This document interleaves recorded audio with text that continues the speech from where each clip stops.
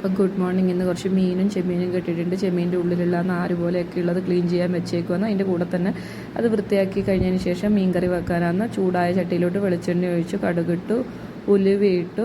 ഇത് കടുക് ഉലുവയൊക്കെ പൊട്ടി നന്നായിട്ട് ചൂടായിട്ട് പൊട്ടി വന്നതിന് ശേഷം നമ്മൾ അതിലോട്ട് ആവശ്യമായ കറിവേപ്പില ചേർത്ത് കൊടുക്കുന്നുണ്ട്. കറിവേപ്പില ഇട്ടതിന് ശേഷം അതിലോട്ട് ഇഞ്ചി, പച്ചമുളക്, വെളുത്തുള്ളി ഇത് ചെറുതായിട്ട് അരിഞ്ഞിട്ട് അതും കൂടി ഇട്ടിട്ട് നന്നായിട്ട് വഴറ്റിയതിന് ശേഷം ആവശ്യത്തിന് മഞ്ഞൾപ്പൊടി ഇട്ട് കൊടുത്തു, മുളക് പൊടി ഇട്ട് കൊടുത്തു. അപ്പം ഞങ്ങൾ കറി വെക്കുമ്പോൾ കുറച്ച് നന്നായിട്ട് മുളക് പൊടി ചേർക്കാം. ഇത് പ്യുവർ കാശ്മീരി മുളക് പൊടിയാണ്, എരിവില്ലാത്ത മുളക് പൊടിയാണ്. അപ്പോൾ മുളക് പൊടിയും കൂടെ നന്നായിട്ട് ചൂടായിട്ട് വരുമ്പോൾ അതിലോട്ട് ആവശ്യത്തിന് ഉപ്പും കൂടെ ചേർത്ത് കൊടുത്തു. അതിന് ശേഷം അതിലോട്ട് ആവശ്യമായ വെള്ളം ഒഴിച്ചു. കുടംപുളിയാണ് എടുത്തിരിക്കുന്നത്. ഒരു പുളി അങ്ങനെ തന്നെ ഇട്ട്, ഒരു പുളി കുറച്ചിങ്ങനെ മുറിച്ചിട്ടാണ് ഇട്ടത്. നന്നായിട്ട് തിളച്ച് വന്നതിന് ശേഷം മീനൊക്കെ പറക്കിയിടുക. അതിലോട്ട് 2 കറിവേപ്പിലയും കൂടി ഇട്ടിട്ട് അത് മൂടി വെക്കാം.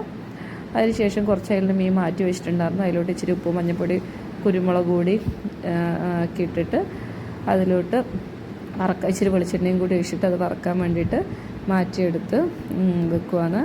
അതിലോട്ട് നന്നായിട്ട് മസാല പിടിക്കാൻ വേണ്ടിയിട്ട് കൈ കൊണ്ട് തന്നെ നന്നായിട്ട് പുരട്ടിയിട്ടുണ്ട്. അതിനുശേഷം ഒരു ബോക്സിലാക്കിയിട്ട് അതെടുത്ത് വെച്ച് അത് അടുത്ത ദിവസം ഫ്രിഡ്ജിലോട്ട് വെക്കാനാണ്. പിന്നെ നമ്മൾ അതിൻ്റെ അടുത്ത കറി എന്ന് പറഞ്ഞാൽ ചെമ്മീനൊക്കെ വൃത്തിയാക്കിയതിന് ശേഷം ചെമ്മീനും മുരിങ്ങാക്കായും കൂടെ വേവിക്കാൻ വെച്ചു. അപ്പുറത്തുള്ളിൽ തേങ്ങ വറക്കാൻ വെച്ചു. ഇച്ചിരി മുളക് പൊടിയും മല്ലിപ്പൊടിയും കൂടെ വഴറ്റി. അതിനുശേഷം ഉള്ളിയും തക്കാളിയും പച്ചമുളകൊക്കെ വഴറ്റി.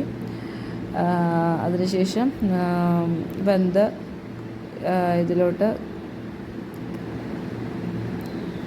വെന്തതിലോട്ട് തേങ്ങ അരച്ചതും കൂടെ നമ്മൾ ചേർത്തു.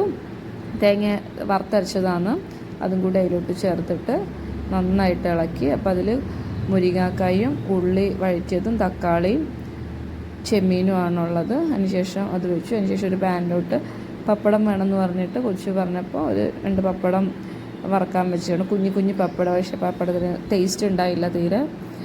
അതെല്ലാം കഴിഞ്ഞ് വന്നപ്പോഴേക്കും കറിയിലോട്ട് ചാലിക്കാൻ വേണ്ടിയിട്ട് ഇച്ചിരി വെളിച്ചെണ്ണയിൽ ചെറിയുള്ളി മൂപ്പിച്ചിട്ടിട്ടു. അപ്പോൾ നമ്മൾ ചെമ്മീൻ തീയലും അവിടെ റെഡിയായി.